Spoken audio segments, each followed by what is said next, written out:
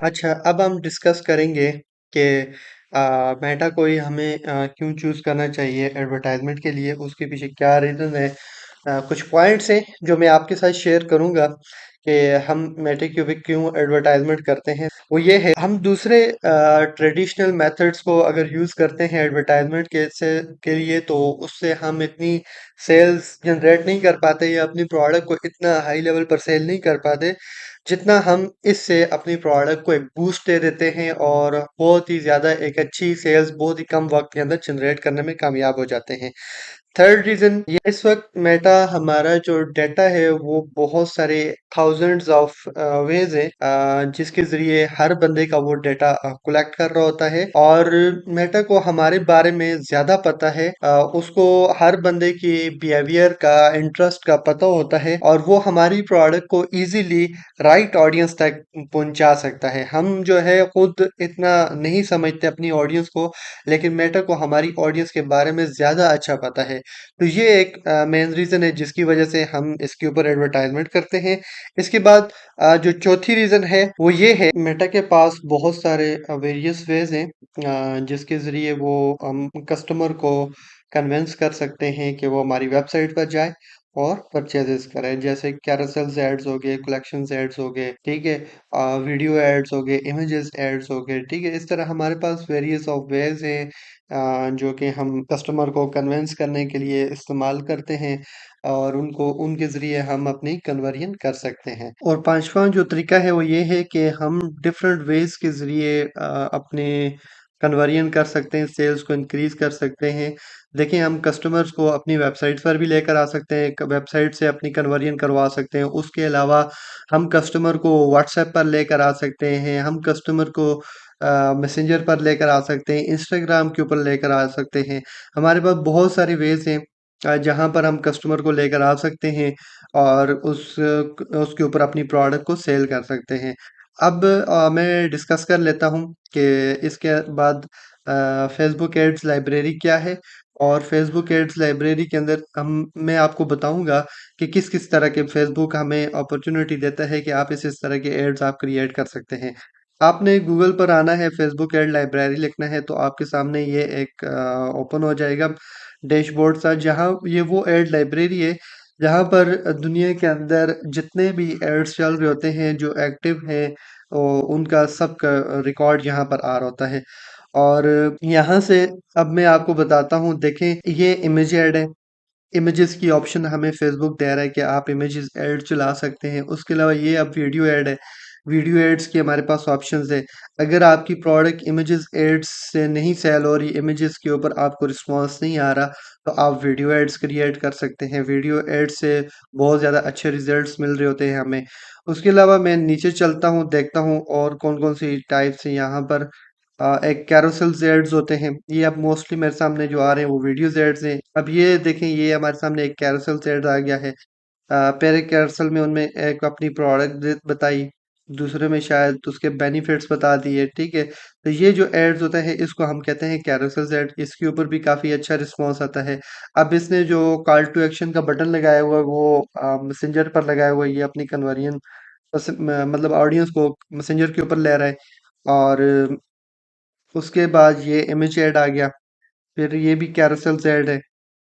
तो ये video ads, images ads, carousel ads की हमारे पास ऑप्शंस होती हैं, तो हम इनको चला सकते हैं और अगर एक चीज़ के ऊपर हमें अच्छा रिस्पांस ना मिले, दूसरे के ऊपर हमें अच्छा रिस्पांस मिल जाता है, तो कहीं न कहीं से हमें सेल्स जनरेट हो ही जाती है। तो ये था मेटा का बेसिक सा एक इंट्रोडक्शन कि हमें इसे क्यों चूज़ करना चाहिए, क्यों हम इसके ऊपर आते हैं। देखिए, अब ये वाला बंदा क्या कर रहा है, सेंड व्हाट्सएप मैसेज, ये व्हाट्सएप पर ऑडियंस को ले रहे हैं। अब ये वाला बंदा क्या कर रहा है, ऑर्डर नाउ, इट्स मीन्स कि ये सीधा अपनी वेबसाइट्स के ऊपर लेकर जा रहा होगा। अच्छा, ये भी ऑर्डर नाउ का बटन इसने लगाया हुआ है, लेकिन नीचे जो लिंक लगाया हुआ है इसने वो व्हाट्सएप का ही लगाया हुआ है, क्योंकि ऑडियंस इसकी भी व्हाट्सएप पर जा रही है। उसके बाद ये बंदा है, ये आई थिंक के वेबसाइट्स पर लेकर जा रहे हैं। हाँ जी, ये देखें, मैंने उस शॉप नाउ के बटन पर क्लिक किया तो वेबसाइट्स के ऊपर आ गया। तो ये हमारे पास बहुत सारी ऑप्शंस ये हमें प्रोवाइड कर रहा है जिसके ज़रिए हम जो है प्रोडक्ट का ऑर्डर प्लेस कर सकते हैं। व्हाट्सएप पर भी कर सकते हैं, मैसेंजर पर भी कर सकते हैं, इंस्टाग्राम पर भी कर सकते हैं, वेबसाइट्स पर भी कर सकते हैं, ठीक है। तो ये रीज़न है कि हम इसी वजह से मेटा को यूज़ करते हैं। इसके अलावा हम कुछ और चीज़ों को डिस्कस कर लेते हैं कि ये अब हमारा डेटा कैसे कलेक्ट करता है। देखें, hundreds and thousands of ways हैं जिसके ज़रिए मेटा हमारा डेटा कलेक्ट कर रहा होता है। अब एक तो ये है कि सबसे पहले जब हम आईडी को क्रिएट कर रहे होते हैं, उसमें हम अपना नाम, अपनी डेट ऑफ बर्थ और एजुकेशन, ये बेसिक बेसिक डेटा दे रहे होते हैं। और इसके अलावा अब फ़ेसबुक को इसको कैसे पता चलता है कि हमारे बिहेवियर के बारे में ये किस तरह जानते हैं? देखिए, कुछ वेज़ तो हमें पता है जिसके ज़रिए ये डेटा कलेक्ट करता है। जब भी हम स्क्रॉलिंग कर रहे होते हैं अपनी न्यू फ़ीड के ऊपर, तो वहाँ पर अगर हम किसी वीडियोज़ के ऊपर रुकते हैं, तो उससे इसको आइडिया होता है किस तरह की पोस्ट को हमने लाइक किया, किस तरह की पेजेस को हम लाइक कर रहे हैं, किस तरह के लोगों को हम फॉलो कर रहे हैं। तो इन चीज़ों से इसको आइडिया हो रहा होता है मेटा को कि हमारा बिहेवियर क्या है, हम किन चीज़ों में इंटरेस्ट रखते हैं। तो उसके साथ-साथ अब व्हाट्सएप से भी ये हमारा बिहेवियर का, इंटरेस्ट का आइडिया लगा रहे होते हैं। हम जो इवन कि हमारा जो माइक है, जो वॉइस करते हैं, उसका भी ये उससे भी ये ऑडियंस को, हमारे इंटरेस्ट को निकाल रहे होते हैं। और जो हम टाइपिंग करते हैं, मैसेजेस सेंड करते हैं, मैसेंजर के ऊपर हो गए, व्हाट्सएप पर हो गए, और उसके अलावा किस तरह की पोस्टों के साथ हम एंगेज हो रहे होते हैं। तो ये इन सारी चीज़ों से ये हमारा डेटा ले रहे होते हैं। इसके अलावा थाउज़ेंड्स ऑफ हिडन वेज़ हैं, जो कि हमें नहीं भी पता, वहाँ से भी ये हमारा डेटा निकाल रहे होते हैं। इसी वजह से तो अब मेटा कहता है कि आप जब ऐड चलाओ, उसको बस मुझ तक छोड़ दो, मैं जानूँ, मेरे काम जाने, मैं आपको खुद आपकी प्रोडक्ट की राइट ऑडियंस खुद निकाल कर दूँगा। तो ये बिल्कुल राइट है, मेटा खुद ब खुद हमारा जो प्रोडक्ट होती है वो राइट ऑडियंस तक लेकर जाती है। हमें अपनी ऑडियंस के बारे में इतना नहीं पता होता, हमारी प्रोडक्ट की एग्ज़ैक्ट ऑडियंस क्या है, कौन लोग इसको लेने में इंटरेस्टेड है, लेकिन मेटा को इस चीज़ का पता होता है। इसी वजह से हम मोस्टली अब जो स्टार्ट में एड्स फर्स्ट टाइम चलाते हैं, तो उनको हम ब्रॉड ही छोड़ते हैं। खैर, एड्स किस तरह चलाना है, इंशाल्लाह उसके ऊपर इन डेप्थ बात होगी।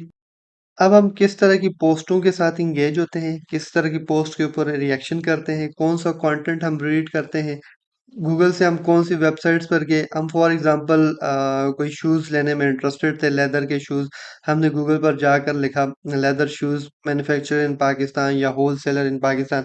हमारे सामने एक वेबसाइट आ गई, हमने उसको ओपन किया और उस पर जाकर रिसर्च की, लेकिन हमने वहाँ से बाय कुछ नहीं किया, ठीक है? क्या होगा जब हम दोबारा फ़ेसबुक के ऊपर आएँगे, तो फ़ेसबुक को तो हमारे इंटरेस्ट का पता चल गया कि ये बंदा अभी लेदर शूज़ ढूँढ रहे, तो वो क्या करेगा, लेदर शूज़ जो है ना, उससे लेदर शूज़ की जितने भी एड्स चल रहे होंगे, वो आहिस्ता-आहिस्ता हमारे सामने शो करवाने लग जाएगा। तो मोस्टली इस तरह होता है, आप कहते भी होंगे कि हम किसी प्रोडक्ट के बारे में सोचते हैं या बात करते हैं और गूगल पर या किसी प्लेटफ़ॉर्म के ऊपर सर्च करते हैं, तो दोबारा जब फ़ेसबुक के ऊपर आते हैं, तो उसी की प्रोडक्ट्स हमारे सामने आने लग जाती हैं।